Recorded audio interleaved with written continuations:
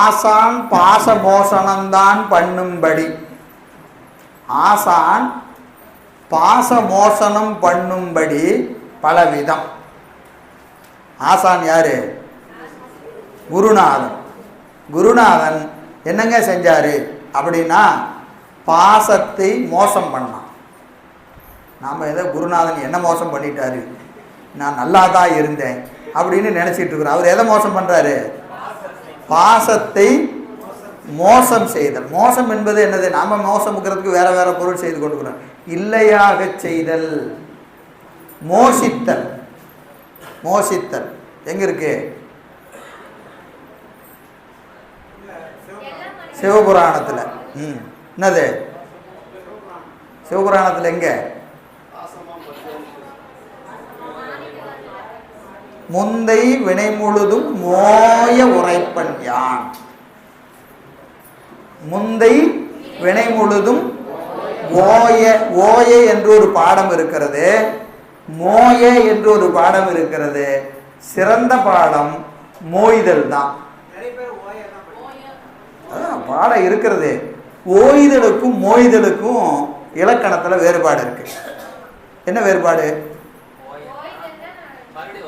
ஆமாம், ஓஞ்சி போச்சுன்னா என்ன அர்த்தம்? கொஞ்சம் ரெஸ்ட் எடுத்துட்டு திருப்பி தெம்பா வரும்.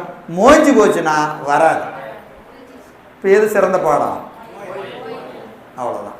படிக்கும்போது பார்க்கணும். எங்க முந்தை வினை முழுதும் மோய உரைப்பன் யான். வினையெல்லாம் கெட்டு போகிற மாதிரி நான் எதை சொல்லுவேன்? சிவபுராணம் தன்னை அப்படி சொல்லணும். சிவபுராணத்தை எப்படி சொல்லணும்? வினையெல்லாம் கெடும்படி சொல்லணும். அப்புறம் கெடுற வரைக்கும் சொல்லணும்.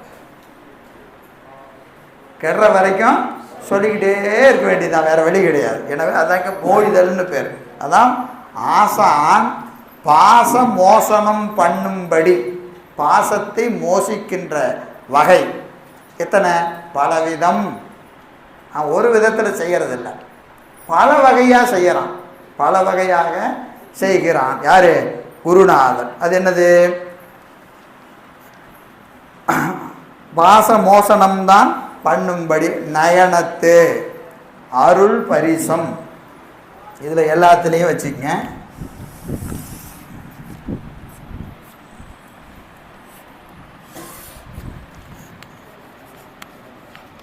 நயனம், பரிசம், வாசகம்,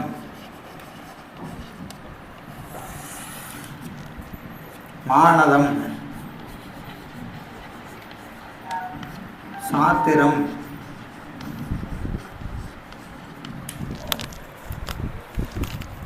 யோகம்,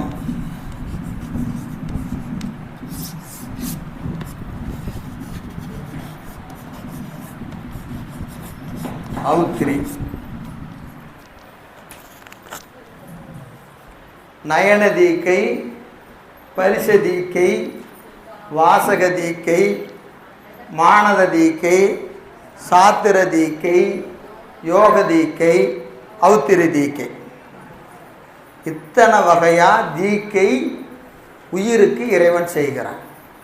தீக்கைன்னா ஒரு தீக்கை கிடையாது. நயன தீக்கை, பரிச தீக்கை, வாசக தீக்கை, மானத தீக்கை, சாத்திர தீக்கை, யோக தீக்கை, ஔத்திரி தீக்கை. ஔத்திரி தீக்கை பாட்டிலே இருக்கு. நயனத்து அருள் பரிசம் வாசகம் மானதம் சாத்திரம் யோகம் ஔத்திராதி அநேகமுல. அநேகம் உல. சரி, ஒவ்வொன்றா பார்க்கலாம். நயன தீக்கை என்னது? பார்வையால் குருநாதன அருட்திரு நோக்கம் நம்மீது பட்டால் அது ஒரு தீக்கை. அது ஒரு தீக்கை. தீக்கை பெறுகிற போது நீங்கள் கவனிச்சிருந்தீங்கன்னா தெரியும். நமக்கு பொதுவாக நம்ம ஆதீனங்களில் ஒரு எளிமையாக பண்ணிடுறாங்க. பொதுவாக வெளியே பண்ணும்போது எப்படி பண்ணுவாங்கன்னு கேட்டிங்கன்னா என்ன செய்வார்? குருநாதன் கண்ணையும் நம்ம கண்ணையும் நேராக பார்க்க சொல்லுவார். கண்ணை பாருன்னு சொல்லுவார். அப்போ என்ன செய்யணும்? அவர் கண்ணோடு நம் கண்ணை பொருத்தி பார்க்கணும். அதற்கு என்ன பேர்? நயன தீக்கை. நயன தீக்கை. அப்புறம் என்ன செய்வார்? கையை தூக்கி தலை மேலே வைப்பார். அதுக்கு என்ன பேர்? பரிச தீக்கை. இதுக்கு என்ன பேர்? பரிச தீக்கை. அடுத்தது என்ன செய்வார்? வாசக தீக்கை. வாசக தீக்கை. வாசகம் என்பது என்னது? மந்திரம். மந்திரம். அவர் நமக்கு சொல்லக்கூடிய உபதேச மந்திரம்.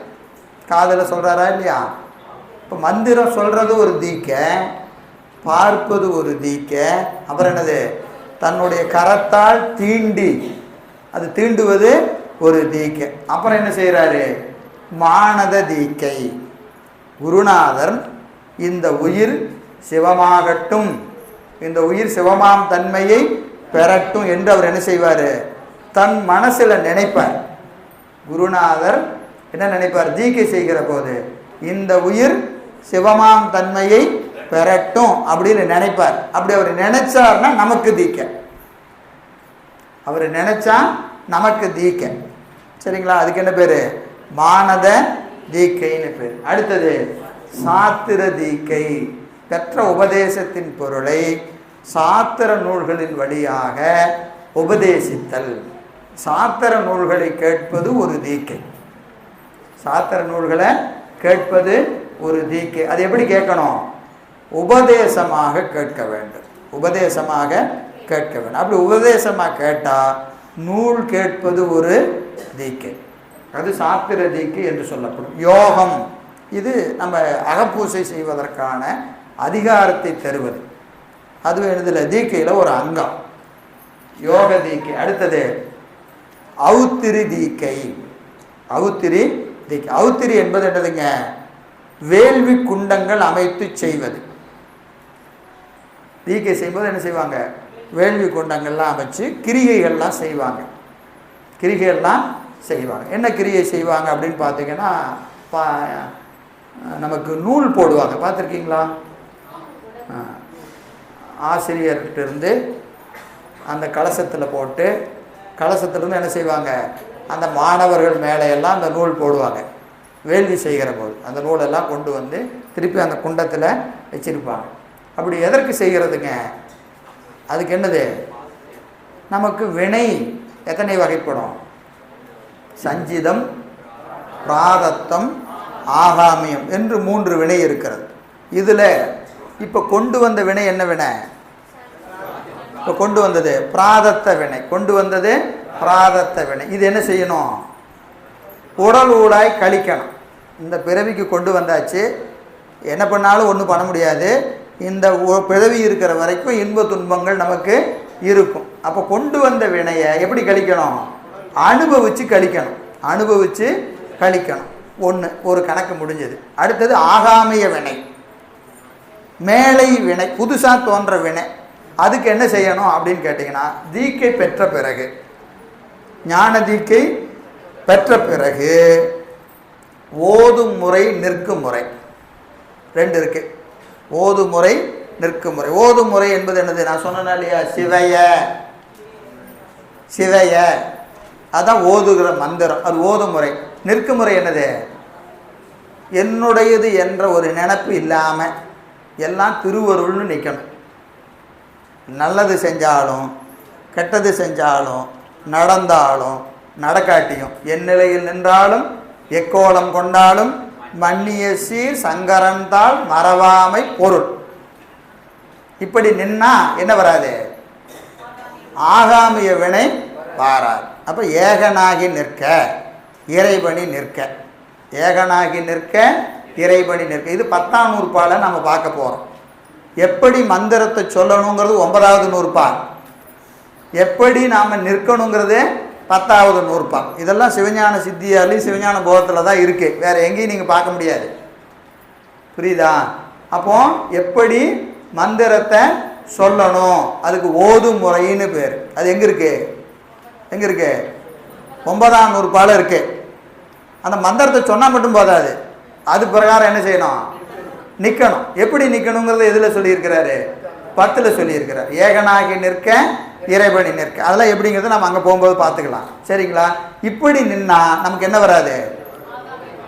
ஆகாமிய வினை வாராது. இப்போ பிராரப்த வினையை அனுபவித்து கழிக்கணும்னு ஆகிப்போச்சு.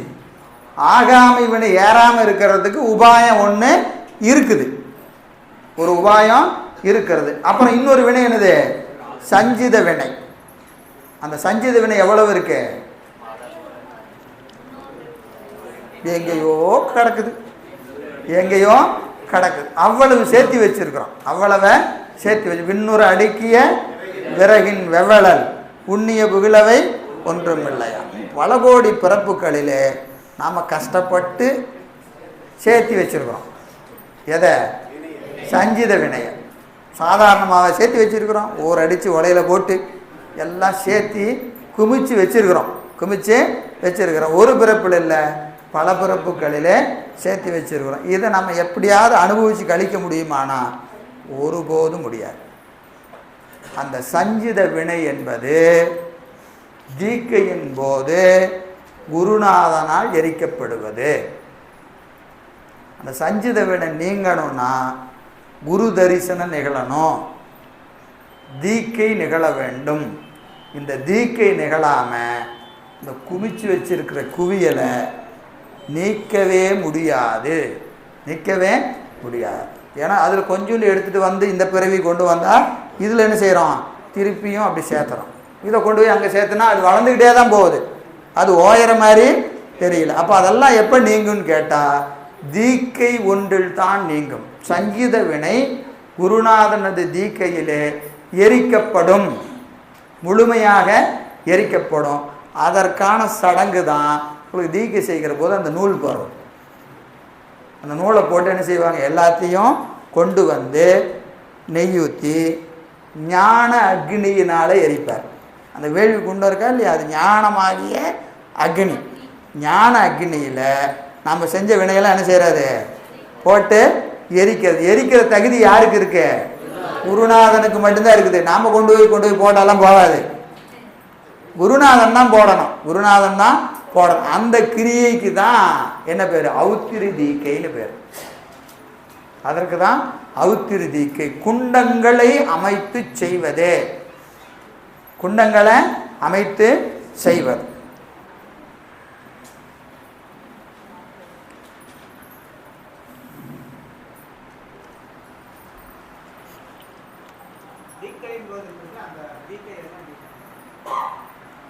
மூணாம் நிலை தீக்கை தாங்க, மூணாம் நிலை தீக்கை தான். இங்கே சொல்கிறது 8ஆம் நூற்பான்னு சொன்னாவே 3 தான். அதற்கு முன்னாடியெல்லாம் உபச்சாரம். அதற்கு அது போல ராஜா மாதிரி, ராஜா மாதிரி தான், ராஜா இல்லை.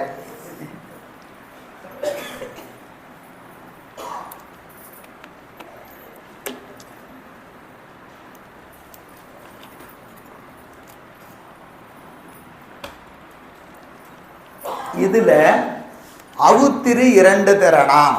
இப்போ இதெல்லாம் சொல்லிட்டாரு. பாட்டை பாருங்க, நான் பாட்டில் தான் வந்துக்கிட்டு இருக்கிறேன், இடையில உங்களுக்கு விளக்கிட்டு இருக்கிறேன். அவுத்திரி 2 திறனாம் கடைசியாக சொன்னோமா இல்லையா? அந்த அவுத்திரி தீக்கை 2 வகைப்படும்.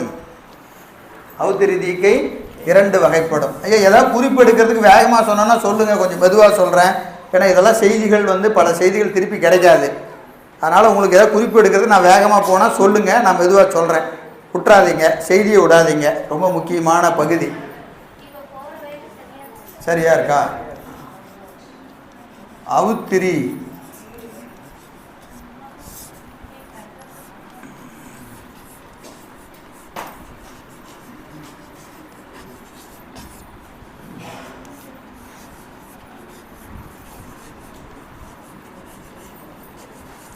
அவுத்திரி தீக்கை 2 வகைப்படும். அவுத்திரி தீக்கை 2 வகைப்படும். ஒன்று கிரியாவதி, இன்னொன்று ஞானாவதி.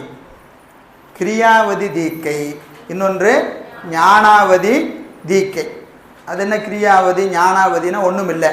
இப்போ குருநாதன் தீக்கை செய்கிற போது புறத்தில் ஒரு வேள்வி குண்டம் வச்சு அதில் நெருப்பெல்லாம் அந்த ஞானத்தை நெருப்பாக்கி இந்த கிரிகெல்லாம் புறத்தில் செஞ்சால் அதுக்கு கிரியாவதி தீக்கைன்னு பேர். கிரியாவதி தீக்கைன்னு பேர். ஆனால் குருநாதர் நினச்சா என்ன செய்யலாம், வெளியே குண்டமெல்லாம் வைக்காம அவர் என்ன செய்வார், தன் அறிவிலேயே அதை பாவிப்பார். அதை அந்த வேள்வியெல்லாம் செய்கிற மாதிரி அவர் என்ன செய்வார், அகத்துக்குள்ளேயே நினச்சி தீக்கை செய்யலாம். அப்படி செஞ்சால் அதுக்கு என்ன பேர், ஞானாவதி தீக்கைன்னு பேர். அப்போ குண்டங்களை வைத்தும் தீக்கை செய்யலாம், குண்டங்களை வைக்காமையும் தீக்கை செய்யலாம். இது யார் நினைக்கிறது, குருநாதருடைய விருப்பம். அவர் குண்டங்கள் வச்சு செய்யலாம், குண்டம் வைக்காமையும் செய்யலாம். ஆனால் எப்படி செஞ்சாலும் அவர் செய்தால் நம்முடைய சஞ்சீத வினை நீங்கும். சரிங்களா? குண்டத்தை புறத்துலையும் வைக்கலாம், அகத்தில் ஒரு பாவனை, ஒரு குண்டம் இருப்பதாக இவர்களுடைய சஞ்சீதமெல்லாம் நீங்கட்டும் அப்படின்னு அவர் நினச்சிட்டாவே என்ன ஆயிரும், சஞ்சீதம் நீங்கிடும். நம்ம நூலெல்லாம் போட்டு கொண்டு வந்து எங்கெங்கே எனக்கு குண்டமே வைக்கல, சஞ்சீதமெல்லாம் போகுமா போவாதா அப்படின்னு சந்தேகப்பட வேண்டாம். குருநாதன் திருமுன்பாக தீக்கை நிகழ்ந்தாலே நம்முடைய சஞ்சீத வினை நீங்கும். குண்டங்களை புறத்தில் அமைச்சும் செய்யலாம், அமைக்காமலும் செய்யலாம். அதான் இங்கே சொல்கிறார் என்னங்க, அந்த அவுத்திரி 2 திறனாம், 2 திறனாம் என்னது, இலகு ஞானம், இலகு ஞானம் கிரியை என, ஞானம் கிரியை என, ஞானாவதி கிரியாவதி, அந்த பாட்டில் இருக்கிறது அதான், ஞானாவதி கிரியாவதி. எது, அவுத்திரி 2 வகைப்படும், ஞானாவதி அவுத்திரி தீக்கை, கிரியாவதி அவுத்திரி தீக்கை என்று 2 வகைப்படும்.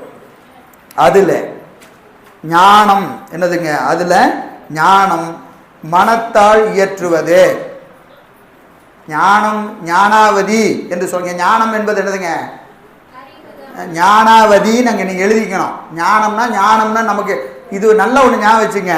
ஞானம்ங்கிற சொல்லு வந்ததுன்னா நீங்கள் எல்லாம் ஒரே பொருள் எடுத்துக்கூடாது, புரியுதுங்களா? ஞானம்னு சொன்னால் என்ன செய்வோம், நம்ம திருவருள் அப்படின்னு இது வரைக்கும் சொல்லியிருக்கிறோமா இல்லையா, அதை மட்டும் நேராக பொருள் செய்யக்கூடாது, இடத்துக்கு தகுந்த மாதிரி பொருள் மாறும். 8ஆம் நூற்பாட சொல்கிற ஞானம் வேற, 9ல் சொல்கிற ஞானம் வேற, 10ல் சொல்கிற ஞானம் வேற, 11ல் சொல்கிற ஞானம் வேற. எல்லாத்தையும் என்னன்னு சொல்லுவோம், ஞானம் தான் சொல்லுவோம். ஞானம் பல வகைப்படும். கேட்டல் ஞானம், சிந்தித்தல் ஞானம், தெளிதல் ஞானம், நெட்டை ஞானம், சாதனா ஞானம், சாதனா ஞானம். அதுக்கு முன்னாடி சொல்கிறது என்னதுங்க, முதல்ல 8ல் சொல்வது விவேக ஞானம், 8ல் சொல்கிறது விவேக ஞானம், 9ல் சொல்கிறது சாதனா ஞானம், 10ல் சொல்வது சாத்திய ஞானம், சாத்திய ஞானம். அப்படின்னு என்னங்க ஒரு ஞானம் சொன்னாவே புலங்க கஷ்டம். நீங்கள் இத்தனை ஞானம் சொல்கிறீங்கன்னா ஒன்றும் இல்லை. இப்போது இப்போ நீங்கள் ஒரு விஷயத்தை கேட்குறீங்க, இப்போ நீங்கள் ஜிகே இத்தனை வகைப்படும்னு கேட்டுட்டீங்களா இல்லையா, இப்போ உங்களுக்கு அறிவு ஒன்று விளங்குதா இல்லையா, இப்போ ஒன்று ஏதோ ஒன்று உங்களுக்கு விளங்கியிருக்கா இல்லையா, இது ஒரு ஞானம், இது ஒரு ஞானம். இது என்ன ஞானம், கேட்டல் ஞானம், புரியுதுங்களா? இப்போ உங்களுக்கு இந்த பொருள் சர்க்கரை இனிக்கும், சர்க்கரை இனிக்கும், இப்போ என்ன தெரிஞ்சுக்கிட்டீங்க, சர்க்கரை இனிக்கும்னு தெரிஞ்சுக்கிட்டீங்க, சரியா? இது என்ன ஞானம், விவேக ஞானம். இது என்ன ஞானம், விவேக ஞானம். சர்க்கரை வாங்கிட வேண்டியதுதான் அப்படின்னு என்ன செய்கிறோம், சர்க்கரை வாங்கணும்னு என்ன செய்யணும், கையில் காசு வேணும், அந்த கடை எந்த கடையில் கிடைக்குன்னு தெரியணும், காசை சம்பாரிச்சுட்டு போய் அந்த சர்க்கரையை வாங்கணும், வாங்கி வீட்டுக்கு எடுத்துகிட்டு வரணும். இப்போ இது என்னது, முயற்சி. இந்த முயற்சியில் ஒரு அனுபவம் நிகழுமா இல்லையா, இந்த சர்க்கரை வாங்குறதுக்கு ஒரு பணம் சம்பாதிக்கிறது, அந்த கடை எங்கே இருக்குதுன்னு தெரிஞ்சுக்கிறது, கடைக்கு எப்படி போகிறது, நடந்து போகிறதா, சைக்கிளில் போகிறதா, பஸ்ஸில் போகிறதா, காரில் போகிறதா, அந்த கடைக்காரன் எப்போ திறந்துருப்பான், எப்போ சாத்தி இருப்பான், இதெல்லாம் ஒரு முயற்சி நிகழ்கிறதா இல்லையா. இப்போ ஒரு அறிவு இருக்கா இல்லையா, இது ஒரு ஞானம். இது என்ன ஞானம், சாதனை ஞானம். சாதனை செய்கிறீங்க, என்ன சாதனம், சர்க்கரை வாங்கணும்னு தெரிஞ்சிருச்சு, இனிக்குன்னு தெரிஞ்சிருச்சு, சர்க்கரை எப்படி வாங்கிறது, காசு சம்பாதிக்கிறது, கடைக்கு போகிற முயற்சி செய்கிறது, கடைக்காரன் திறந்துருக்கிற நேரத்துக்கு, இதெல்லாம் என்னதுங்க நீங்கள் செய்கிற முயற்சி. அப்புறம் என்ன செய்கிறீங்க, சர்க்கரையை வாங்கிட்டு வந்து கையில் போட்டு சாப்பிட்டு பார்த்தா ஆஹா சூப்பராக இருக்குது, இது அனுபவ ஞானம். இது என்ன ஞானம், அனுபவ ஞானம். இப்போ சர்க்கரை இனிக்குன்னு கேட்குறது 8ஆம் நூற்பான், சர்க்கரை எப்படி வாங்கிறது அப்படின்னு ஒரு முயற்சி செய்கிறோமா இல்லையா, அது 9. அது 9. 10 9ம் 10 என்னது? அதற்கான சாதனை. சர்க்கரையை சாப்பிட்டீங்கன்னா 11. எவ்வளோதான். கேட்டல் ஞானம், சிந்தித்தல் ஞானம், தெளிதல் ஞானம், நிட்டை ஞானம். சிவமே பரம்பொருள் கேட்டாச்சு. முடிஞ்சுதா? முடியல. கேட்டு மட்டும் வச்சிருக்கிறோம். அதை என்ன செய்யணும்? சாதனை செய்யணுமா இல்லையா? எந்த சாதனை எங்கே போய் செய்கிறது? சாதனை எங்கே செய்யணும்? பூசையில் தான் செய்யணும். சிவத்தை பிடிக்கணுன்னு எங்கே போய் பிடிக்கிறது? கோயிலெல்லாம் போய் பிடிக்க முடியாது. பூசையில் தான் பிடிக்கணும். பூசையில் எப்படி செய்யணும்? 9. அதனால் பெறுகிற அனுபவம் 1 10. இந்த ரெண்டையும் துணை கொண்டு பூசையின் பயனாய் அருளை பெறுவோம். அருளை கொண்டு சிவத்தை பெறுவோம். புரியுதுங்களா? பூசையை பெறுவதற்கான அதிகாரம் 8, பூசை செய்வது 9, பூசையின் பயனாய் திருவருளை பெறுவது 10, அருளின் வழியாக சிவத்தை பெறுவது 11. இப்போ ஒவ்வொன்றையும் ஒவ்வொரு ஞானம் சொல்லி எல்லாத்துலேயும் ஞானம் ஞானம் ஞானம்னு வரும். எல்லா ஞானம் ஒன்று கிடையாது. எல்லா ஞானமும் ஒன்று கிடையாது. ஏதுக்கு சொல்கிறேன்னா, இங்கே பாருங்கள், ஞானம் அப்படி இங்கே ஒரு ஞானம் வந்திருக்குது. இது என்ன? ஞானாவதி. இங்கே ஞானம் என்பது என்னது? ஞானாவதி. ஞானாவதி தீக்கு என்னதுங்க? மனத்தால் இயற்றுவது. ஞானம் மனத்தால் இயற்றுவது. யார் மனத்தால் இயற்றுறது? குருநாதர். எதை இயற்றுவார் மனத்தில்? வேள்வி குண்டங்கள்லாம் அமைச்சு அந்த தீக்கை செய்கிற கிரியைகள் எல்லாம் எப்படி செய்வார்? மனசுக்குள்ளே செய்வார். அப்படி செஞ்சால் அதுக்கு என்ன பேர்? ஞானாவதி என்று பெயர். ஞானாவதி என்று பெயர். ஞானம் மனத்தால் இயற்றுவது கிரியை. நம்ம கிரியாவதி என்று சொல்லக்கூடிய தீக்கை, கிரியாவதி என்று சொல்லக்கூடிய தீக்கை அது எப்படி செய்வார்? எழில் குண்ட மண்டலமாதி நிலவிவித்து செய்தல். குண்டம் முதலானவற்றை புறத்திலே அமைத்து வேள்விகள் செய்து அதன் மூலம் தீக்கை செஞ்சால் அதுக்கு என்ன பேர்? கிரியாவதின்னு பேர். கிரியாவதின்னு பேர். எழில் குண்டம் மண்டலம். குண்ட மண்டலம்னா என்னது? குண்டலம் முதலாகிய புறத்திலே செய்ய வேண்டிய கிரியைகள் அதையெல்லாம் செஞ்சு நிலவிவித்து செய்தல். அதில் கிரியாவதி தான் இன்னும் நிர்பீசம் சபீசம் என 2ஆய் நிகழும். இந்த தீக்கை, இந்த 7 தீக்கை இருக்கா இல்லையா? இந்த 7லையும் 2 வகையாக செய்வாங்க. என்ன தீக்கை? இதில் அப்படியே கீழே போட்டுங்க. இது எல்லாத்தையும் கொண்டு வந்து திருப்பியும் சேர்த்துனீங்கன்னா இது எப்படி வரும்னு கேட்டிங்கன்னா, இங்கே எழுதுகிறேன். நிர்பீச தீக்கை,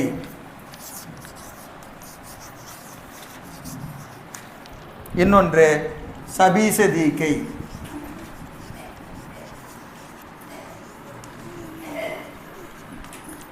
சபீச தீக்கை. இந்த 7 வகையான தீக்கை செய்கிற போதும் அந்த உபதேச மந்திரம் இருக்கா இல்லையா? என்னது? நகர மகரங்களை நீக்கி, நகர மகரங்களை நீக்கி சிகர வகர யகரங்களை உபதேசமாக செய்வது. அதுதான் என்ன தீக்கை? இந்த 3ஆம் நிலை தீக்கை, நிர்வாண தீக்கை. அந்த நிர்வாண தீக்கை செய்கிற போது அதில் முன்னாடி அந்த மந்திரத்துக்கு முன்னாடி பீஜ மந்திரங்களை வைத்தும் சொல்லலாம், பீஜ மந்திரம் இல்லாமையும் சொல்லலாம். பீஜம் என்பது ஓம் ஹம் ஹௌம் அப்படின்லாம் சொல்லுவாங்க. அதெல்லாம் உபதேசமாக சொல்கிறது, வகுப்பில் சொல்கிறது இல்லை. சரிங்களா? ஓம் ஹம் ஹௌம் அப்படின்னா முன்னாடி வித்தெழுத்து, தமிழில் என்ன சொல்லுவாங்க? வித்தெழுத்து. இந்த மந்திரங்களை சேர்த்துக்கிட்டு அந்த உபதேச மந்திரத்தை சொல்கிறது. அப்புறம் இன்னொன்று என்னது? அதெல்லாம் எது வேண்டாம், நேராக மந்திரத்தை மட்டும் சொல்லுங்கள். புரியுதுங்களா? இப்போ நமக்கு எப்படி செய்வாங்கன்னு கேட்டிங்கன்னா, ஓம் சொல்லுவாங்க, ஓம் இல்லாமையும் சொல்லுவாங்க. புரியுதுங்களா? 5 எழுத்தை 2 வகையாக சொல்லலாம். ஓம் சொல்லியும் சொல்லலாம், ஓம் சொல்லாமலும் சொல்லலாம். ஓம் சொல்லி வித்தெழுத்துக்களை சொல்லி ஓம் ஹம் ஹௌம் சிவாய நம சொல்லலாம். இல்லை ஓம் சிவாய நம சொல்லலாம், சிவாய நம சொல்லலாம். நான் எப்படிங்க சொல்கிறது? குருநாதர் எப்படி சொன்னாரோ அப்படி சொல்லு. உனக்கு குருநாதர் என்ன சொன்னாரோ அதை சொல்லு. நாமளா வித்தெழுத்து சொன்னால் நிறையா வருமாம்மா, வித்தெழுத்து சொல்லலைன்னா கம்மியாக வருமாம்மா. இப்போ நாம் என்ன செய்யலாம்? எல்லாம் சேர்த்திக்கலாம். அப்படிலாம் பண்ணக்கூடாது. நமக்கு எத்தனை விதி இருந்தாலும் கடைசியாக உங்களுக்கு குருநாதர் எதை விதிக்கிறாரோ அதுதான் விதி. இதெல்லாம் பொது விதி, இது எல்லாருக்கும் பொதுவானது. உங்களுக்குன்னு ஒரு சிறப்பு விதி. என்ன விதி? உபதேசம் பண்ணும்போது குருநாதர் உங்களுக்கு என்ன சொல்கிறாரோ அதுதான் மந்திரம். அதை தாண்டி ஏன் நீங்கள் வகுப்பில் நடக்கும்போது இப்படி சொன்னீங்க, எங்களுக்கு குருநாதர் இப்படி சொன்னார், நான் எதை சொல்கிறதுன்னா குருநாதர் எதை சொன்னாரோ அதை தான் சொல்லணும். இது பொது, இது பொது. பெரும்பாலும் இதில் தான் அந்த உபதேசத்தை செய்வாங்க. குருநாதர்கள்லாம் என்ன செய்வாங்க? இதைத்தான் பெரும்பாலும் செய்வாங்க. ஒரு வழி அவங்க அப்படி மாற்றி சொல்லி இருந்தாலும் அது திருவருள், நமக்கு அதுதான் விதி. ஒன்றும் அதில் சந்தேகம்லாம் இருக்கக்கூடாது. சரியா? அதனால் இந்த ரெண்டையும் எப்படி செய்வாங்க? நிர்பீச தீக்கை, சபீச தீக்கை. பீஜம் இல்லாமல் சொன்னால் நிர்பீஜம், பீஜத்தோடு சொன்னால் சபீசம். பீஜம்னா வித்தெழுத்து. இப்போ சொன்ன ஓம் ஹம் அப்படின்லாம் வருதா இல்லைங்களா? அதோட சொன்னால் என்னது? வித்தெழுத்தோட சொன்னால் சபீச தீக்கை. நிர் என்பது எதிர்மறை, பீஜம் இல்லாதது. நிர்பீஜம் என்பதற்கு என்ன பொருளுங்க? பீஜம் இல்லாதது, எதிர்மறை. நிர் என்பதற்கு எதிர்மறை. பீஜம் இல்லாது சொல்லுகிற மந்திரம் பீஜத்தோடு சொல்வது. எனவே இந்த உபதேசம் ரெண்டு வகைப்படும். பீஜத்தோடும் சொல்லலாம், பீஜம் இல்லாமையும் சொல்லலாம். பெரும்பாலும் எப்படி சொல்லுவாங்க?